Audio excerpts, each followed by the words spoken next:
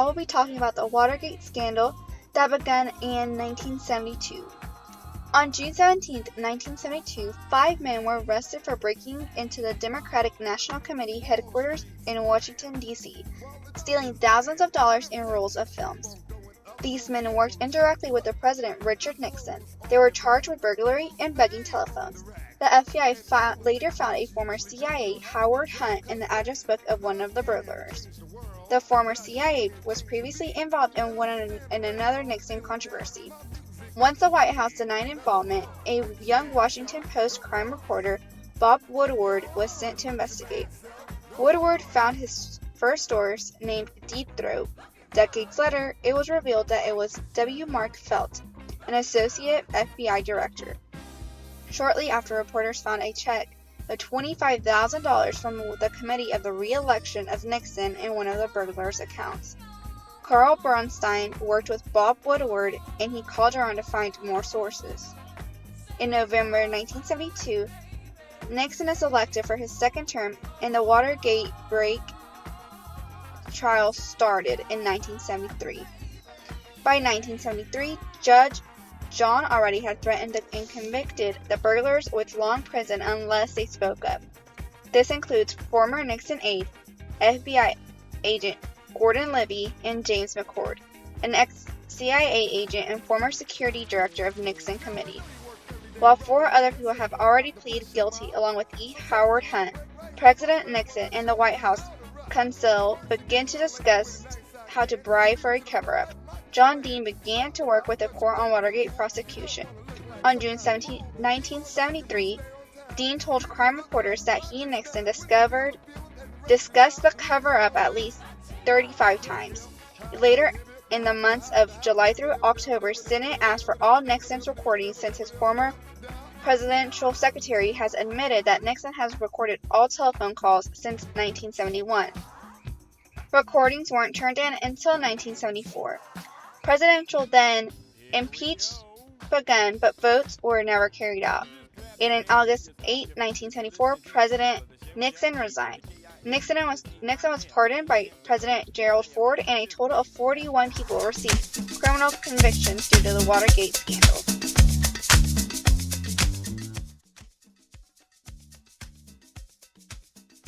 Housewives or mothers at the house, we see women taking control of their bodies, where they started to fight for the rights to make decisions over their bodies.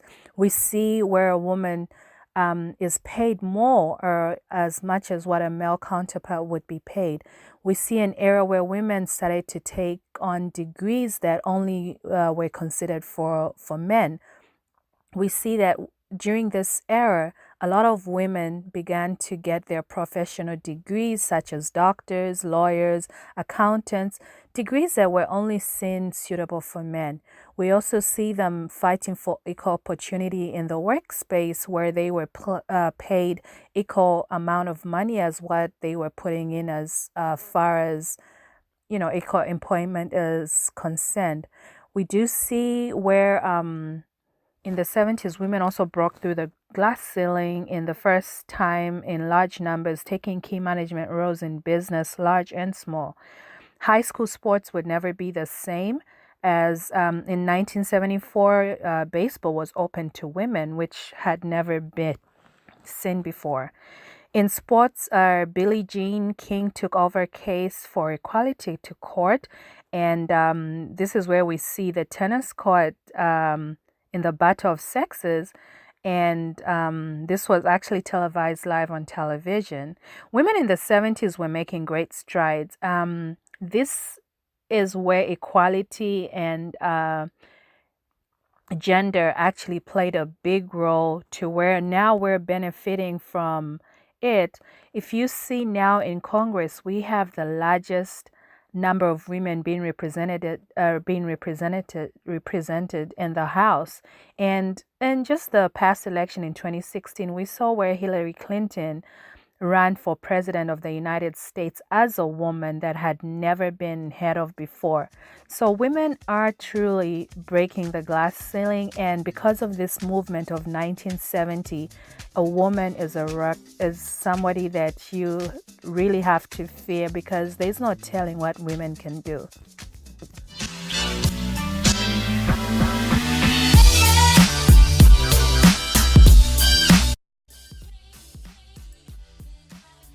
The hippie movement began in Germany in the early 20th century, but moved to America in the 1960s with movements of the war. By 1970, the hippie movement was considered mainstream.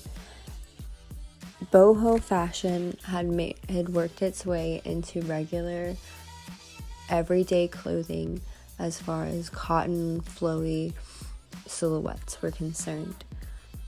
Many other aspects of hippie culture were also integrated into mainstream culture, such as large concerts holding many thousands of people, as well as movements for women's rights and anti-war movements. The hippie movement also came with some downsides. Charles Manson was involved with the hippie movement.